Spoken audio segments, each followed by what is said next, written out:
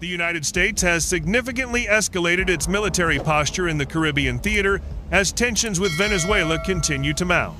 In a bold demonstration of force, U.S. Navy Landing Craft Air Cushion 88 transported U.S. Marines and heavy equipment from Combat Logistics Battalion 8 during a high-profile amphibious landing exercise, while an FA-18 Hornet from Marine Fighter Attack Squadron 112 thundered overhead, providing simulated close air support.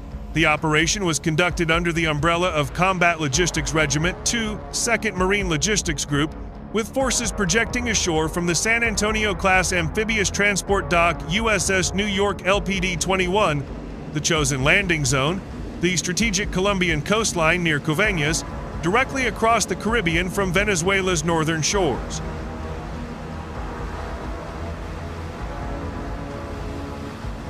This exercise comes at a critical juncture.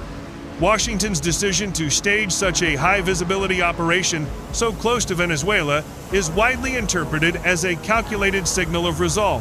While the Pentagon officially describes the event as a routine multinational training operation, defense analysts note the symbolism is unmistakable. The amphibious landing underscores America's ability to swiftly move Marines, armor, and logistical support forces into forward positions within striking distance of Venezuelan territory. Venezuelan President Nicolas Maduro has condemned recent U.S. maneuvers as provocations aimed at destabilizing the region.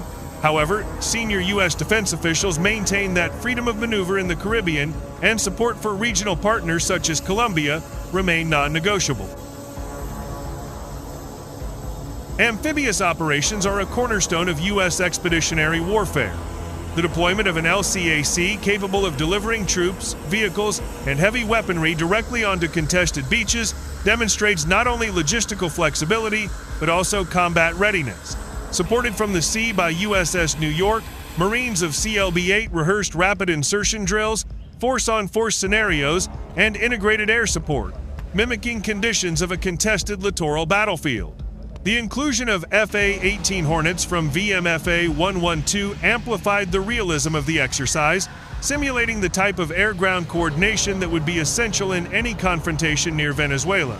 The Hornets flew low over the beachhead, their afterburners echoing across the Colombian coastline, a visceral reminder of U.S. air dominance. For Colombia, a staunch U.S. ally, hosting such operations highlights the growing security partnership with Washington.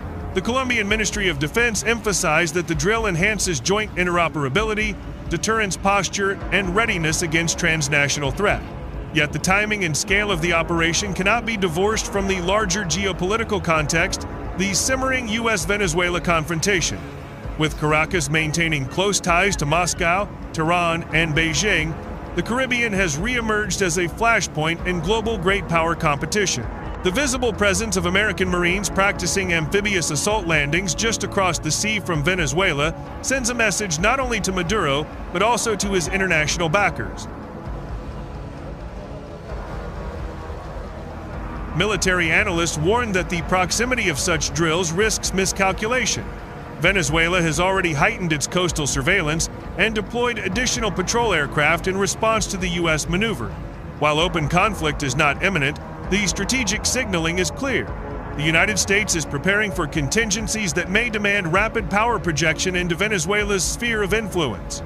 For now, the amphibious thunder rolling across Colombia's Caribbean coast stands as both a rehearsal and a warning, a demonstration that the U.S. Navy and Marine Corps remain ready to answer any challenge on Venezuela's doorstep.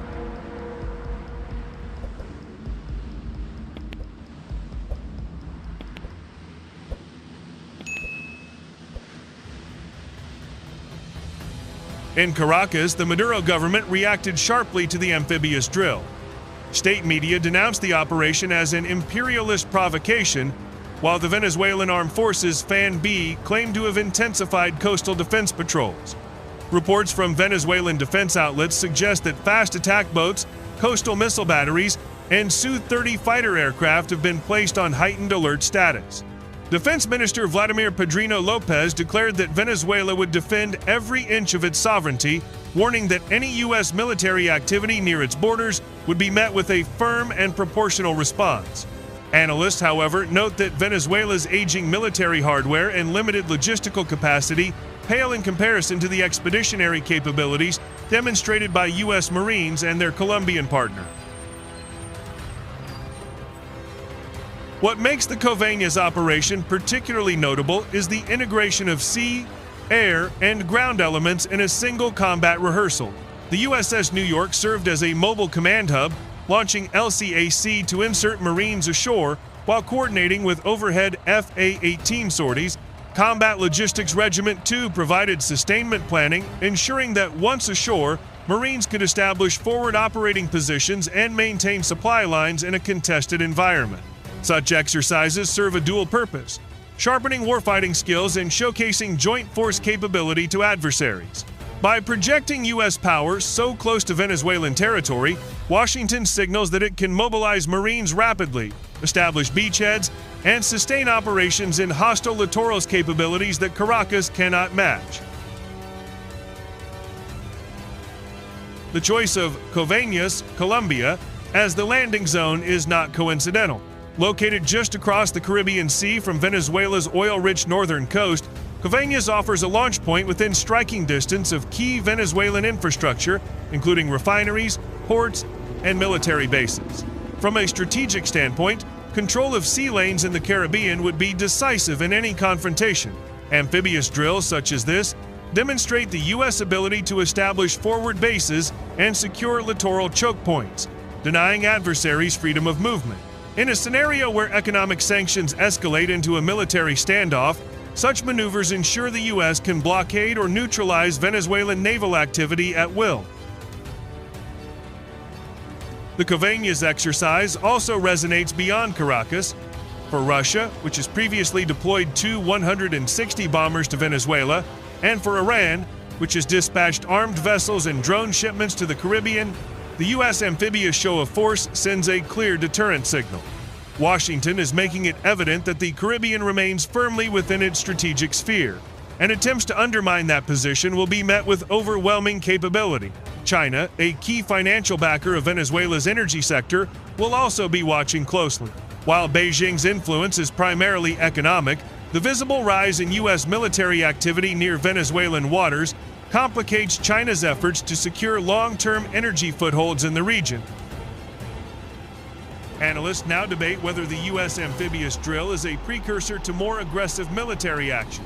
Future steps could include carrier strike group deployments, expanded air patrols from Puerto Rico, or joint training with regional allies like Brazil and Guyana.